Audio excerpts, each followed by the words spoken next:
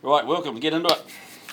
Bringing a few new faces in this first lineup. What have you looked to do with your first team of the year? Is some of that about resting at some heavy workloads as well as giving guys an opportunity? Yeah, I wouldn't say resting heavy workloads, but we're very aware of workloads during super season, and so taking that into account certainly at selection time. And we've got 3 tests ahead, and so we've got guys that we feel are going to bring a lot of energy to this one.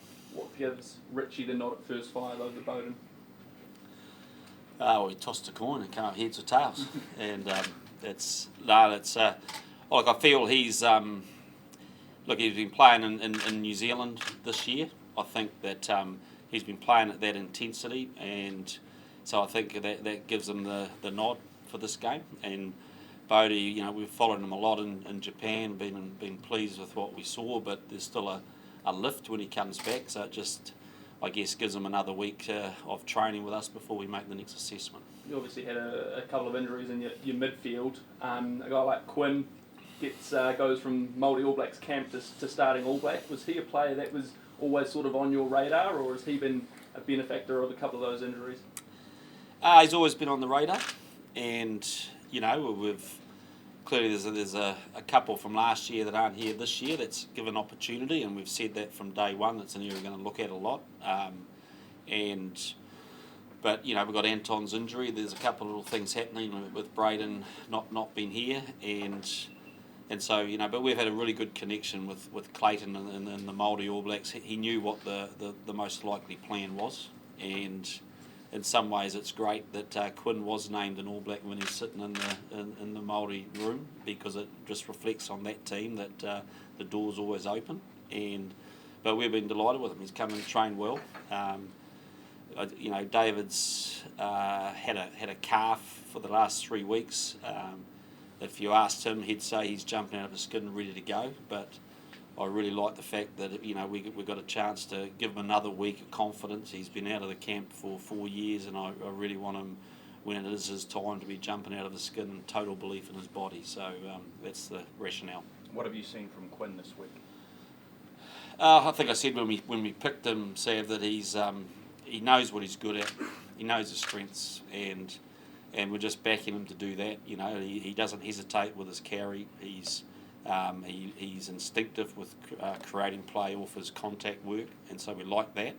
There'll be some learning curve in terms of system stuff and defence stuff. We know that as well. But as long as he goes out with a clear thing about what he's really good at and just believes in that, he'll be fine. So if David, in your eyes, if David was fitter, he would have started, or?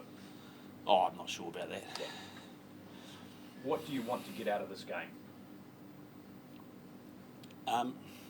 We've stated our goal is to be number one. That's where we want the All Blacks to be. And so this is our first test. So, we've got all the excuses with limited time periods and preparation and all that sort of stuff. But I just want to see an All Black team that goes out with a lot of passion in terms of how it plays, that we've got to really work on our micro skills. We feel that's an area that in the last couple of years that we've probably just slipped a fraction. And so the quality of our catch pass, the quality of our tackle are probably key components for us. That getting back to number one has been mentioned a little already. Is that because of what happened last year? Is it because of all the COVID irregularities? How much of a motivating factor is that goal? Well, I think if you wind the clock back before that, we weren't even number one in 2019. We went into the World Cup and we weren't number one then. And so pretty sure Ireland or Wales were number one at that point. So it's been a little while. Tonga are using, I think it's 10, 13 debutants across their 23. There's some club players who are playing. Are there any fears of safety being an issue in this game?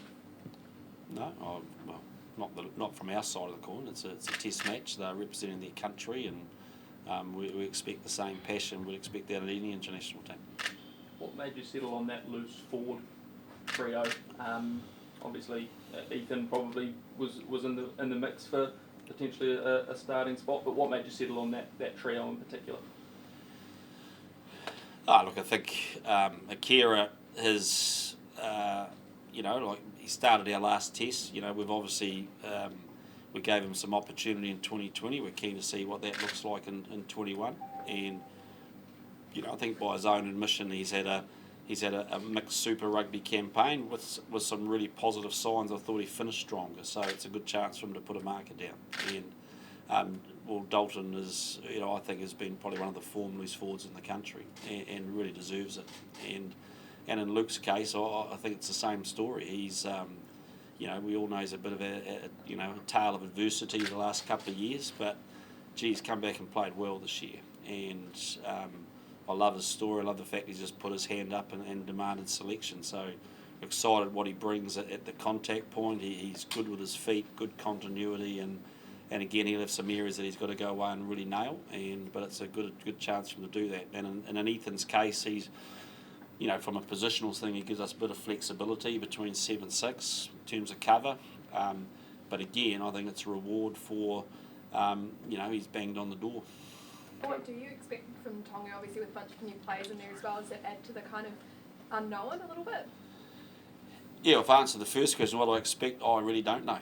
And it's not showing any lack of respect for our opponent, but our focus this week's really been pretty simply on us. And we haven't had a lot of time period. There's, we're in a unique situation. There's not a lot of footage or games. They haven't played much lately, so I think we'd be foolish to look too far back to try to find sort of patterns of play. So, the beauty of these games is that you're asking your players just to react to what's in front of them. It's almost like learning a new skill set from perhaps Super Rugby, where you have a full analysis of your opposition and you can build a great profile. We're just going to have to react and be really good at seeing pitches that perhaps we didn't expect.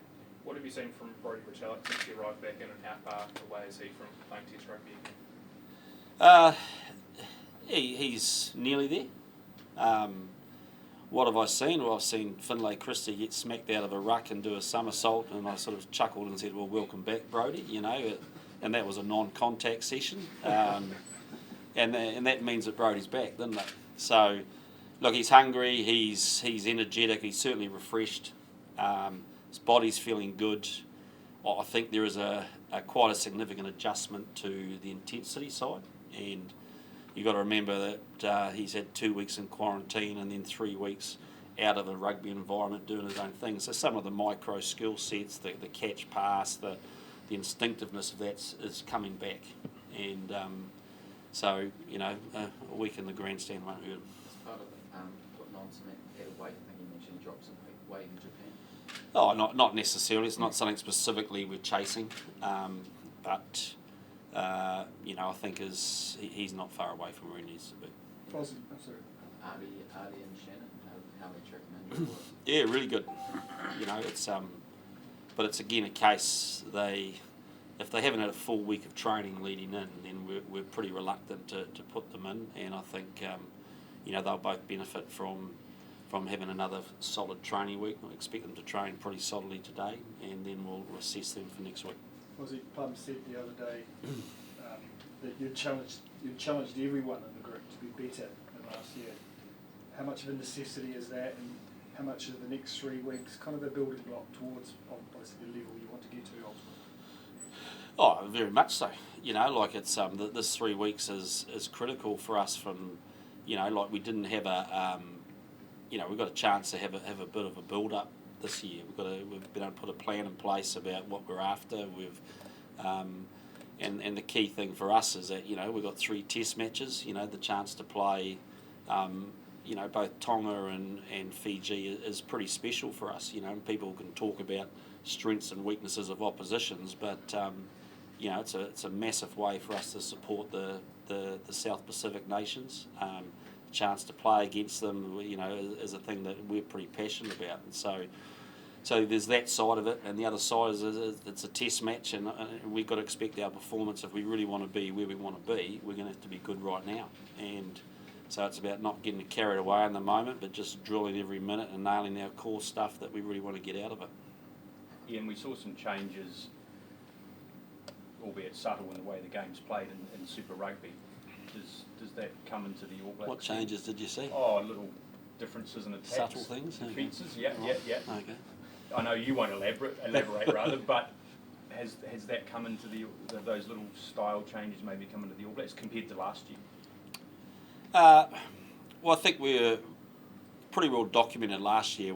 I think we said we went out to really work hard on our forward play last year, and we went hard to play on our defensive line speed. We didn't try to change everything because we had such a short little window, and ironically, pretty pleased with where we got there last year. Like our driving play, line-out play improved dramatically in 2020, so we've got to continue that. But we have got an opportunity now to grow some of the nuances of our attack, and so it's a good question. Their answer is this campaign's got some blocks in place to change a couple of little things, and it's a great chance for us to do that, and then we'll look and see how they work and assess those going into the Bled series. Ian, what was the area of most contention amongst the selectors this week? Who bought the coffees, probably. There's always a thing with Foxy, but look, Test 1, you've got a lot of guys fit and available. We've drawn up a plan for the 3 tests that we're pretty comfortable with at this stage.